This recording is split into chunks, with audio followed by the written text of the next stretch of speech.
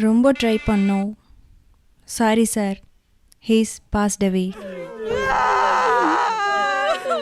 இருட்டு அறையில்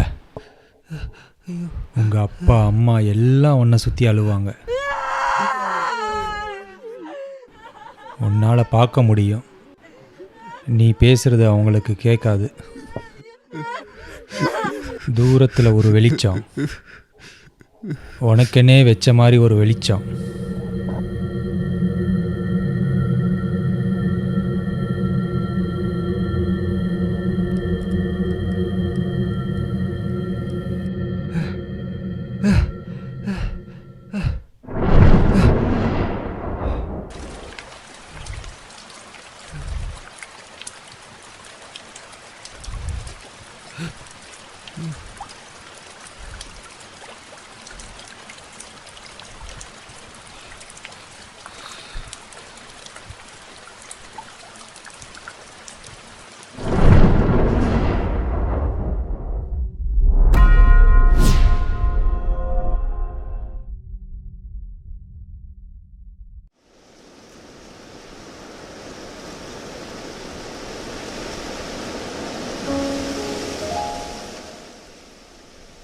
மச்சான், நாளைக்கு நீ சாவ போகிறேன்னு என்ன பண்ணுவேன்? ஏன்டா திடீர்னு இப்படி கேட்குற?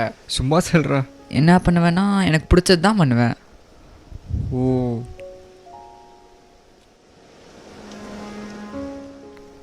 நம்ம செத்துருவோம் தெரிஞ்சாதா நம்மளுக்கு பிடிச்சதெல்லாம் பண்ணுறோம்ல. நம்ம பாதி வாழ்க்கை அவன் என்ன சொல்லுவான் இவன் என்ன சொல்லுவான் அதுலேயே போயிடுதுல்ல.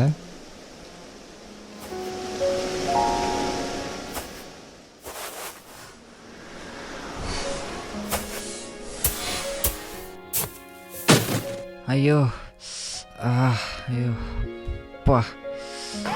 யாரோ இரு. இறைவா.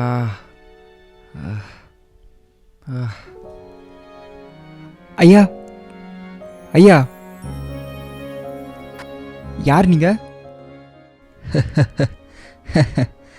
அதை புரிஞ்சுக்கதாப்பா முயற்சி பண்ணிட்டு இருக்கேன்.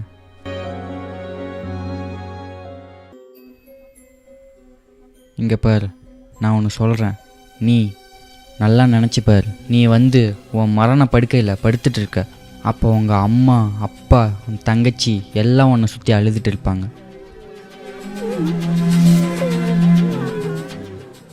அப்போ நீ நினச்சி பார்ப்ப, யார் யாருக்கு நல்லது பண்ணியிருக்க, யார் யாருக்கு கெட்டது பண்ணியிருக்கன்னு.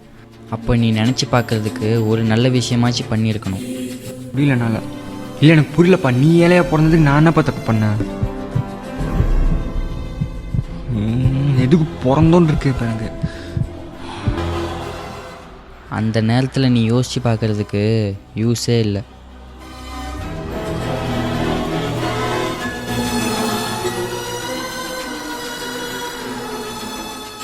எப்படி பிறந்தோம், ஏன் சாவறோம் நீ யாருக்குமே தெரியாது. நீ இருக்கிற வரைக்கும் 4 பேருக்கு நல்ல விஷயம் பண்ணு, அதுவே உன் மரண பயத்தை போக்கிடும்.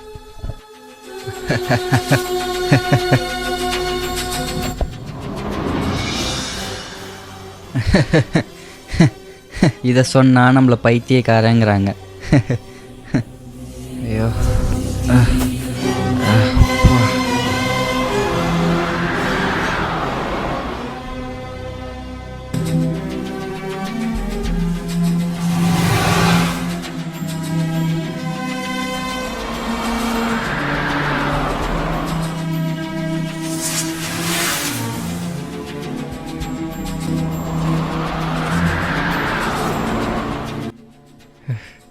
ரொம்ப சிம்பிள் தாங்க.